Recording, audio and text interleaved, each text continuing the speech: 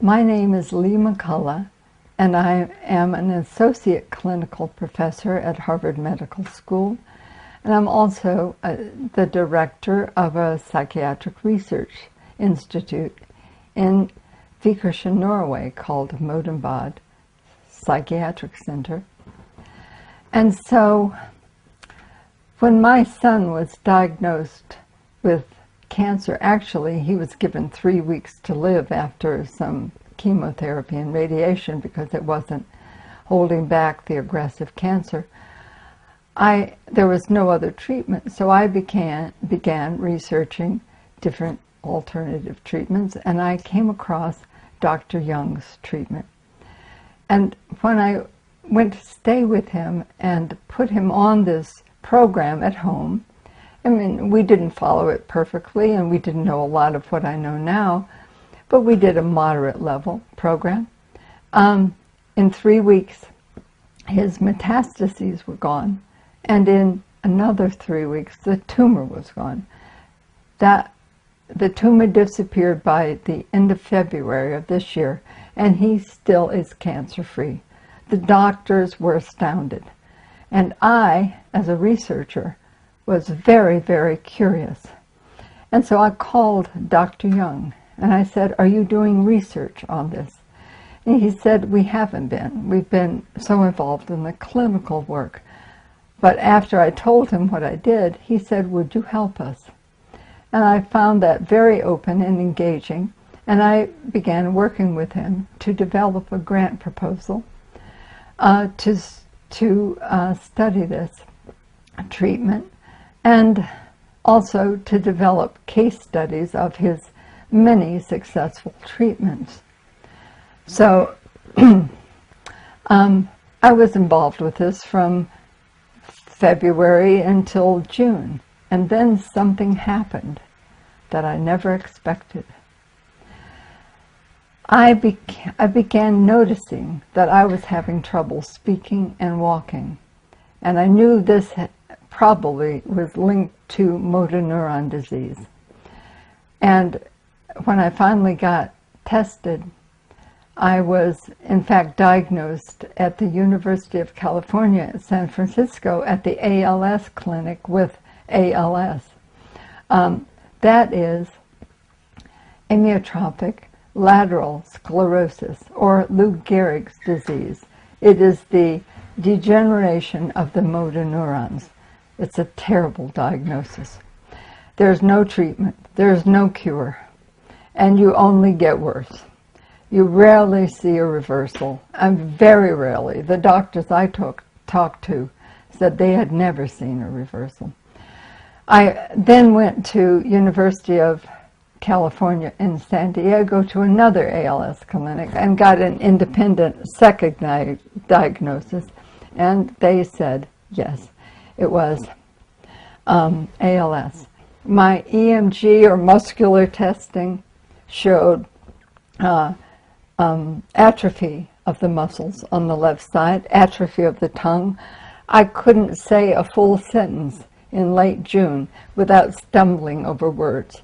I've been videoed once before here 2 weeks ago, and I stumbled a lot, but still it was a lot less than then. And you can hear me, I'm speaking fluently now. It's such a wonderful thing. But also, I was given a swallow test because my tongue was atrophied, and it showed that I was not pushing food down my throat. I couldn't swallow a pill, and I'm on a liquid diet, which helps it. But they wanted to put a feeding tube in me immediately.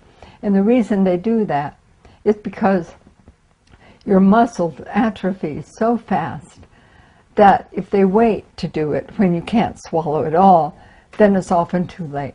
So now the procedure, the treatment, is to put in a feeding tube. I declined that and said I wanted to try Dr. Young's treatment. Then they gave me a lung test, lung function test, and my lung function was 56% of normal capacity. And they wanted to fit me with a breathing mask and then have a breathing tube done eventually. By the way, 56% at 50% lung capacity, you have 1 year life expectancy. So that wasn't good. But I didn't use the breathing mask or breathing tube. I didn't want that yet. And I wanted to try Dr. Young's treatment. I'm trying to think, I tried to figure out, how did I get sick? I was doing the program moderately, but I had tremendous emotional stress. Being with my son every day and not knowing if he was going to live or die. We didn't know where he started on his pH. He got it up to 6.5. And as a mother, I wanted him at 8 or above. And he didn't want his mother telling him to eat green vegetables. He was dying. He was in pain, in horrible pain. So I could only push so much, and I had to hold back a lot. And that was tremendous emotional stress on me. Then when I went back to my research institute in April, there was a lot more of things going on that were emotionally stressing. I know that made me vulnerable. I feel like that more than anything. I wasn't so physically stressed as I was emotionally stressed. So I think that is the etiology of the ALS. Although I think I kept a moderate level pH, a fairly good pH. But maybe I needed to be at 8 and above to counteract the stresses that were on me. That's how I understand it now. And of course, research will tell us a lot more. So, here I am at the center that I was researching. And I am, in fact, my own case study now. And I'm watching myself very carefully and documenting everything that happens. I'm also making sure that it's recorded what other patients are doing, and I'm seeing wonderful changes in all of us in the weeks that I've been here.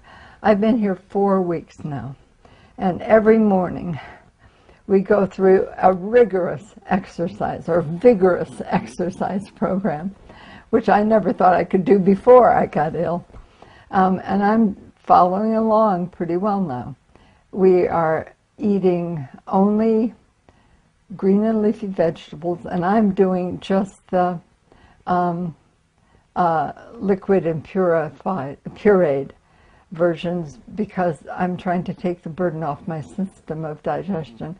At any rate, there's a whole program. It's 24/7. You are working on healing yourself all day and sleeping to heal as well. And there's little time for anything else. But it's not chemotherapy. It's not painful. It's just challenging. And I'm very blessed to be here. Because if I wasn't here, I'd have tubes coming in and out of me. And by now, I'd be in a wheelchair. But instead, what the hypothesis is that I want to see tested and thoroughly tested is that in my case, I have motor neuron death.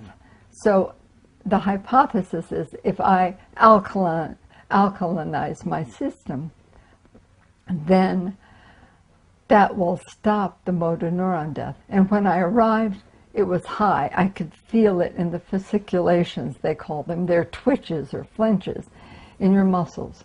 It's the motor neurons dying. It went from high, which was wild. It was, my body was just going, twitching all the time, to medium, and now a month here, very low. I feel a little bit. It's very reassuring. I want it to stop entirely, but it may take several months of alkalinizing my system to stop it. That's the hypothesis that I'm hoping to see proven. And the other thing we're doing at the same time, which I think is extremely important for ALS people, but everyone, is that there's an intensive program of exercise. I spend an hour every morning, often with Dr. Young leading the Younger Yoga, where we do kind of calisthenics and yoga. And I feel like that is the most important part of my healing, because I have to build the motor neurons that are dying. I have to replace the motor neurons. I walk up and down the hills probably a mile every day. So there's one half of stopping the motor neuron death, stopping it and building new motor neurons. That's how I'm thinking about it. Research may tell us that other things are happening, but I want to see it studied because I am far better today than I was when I came.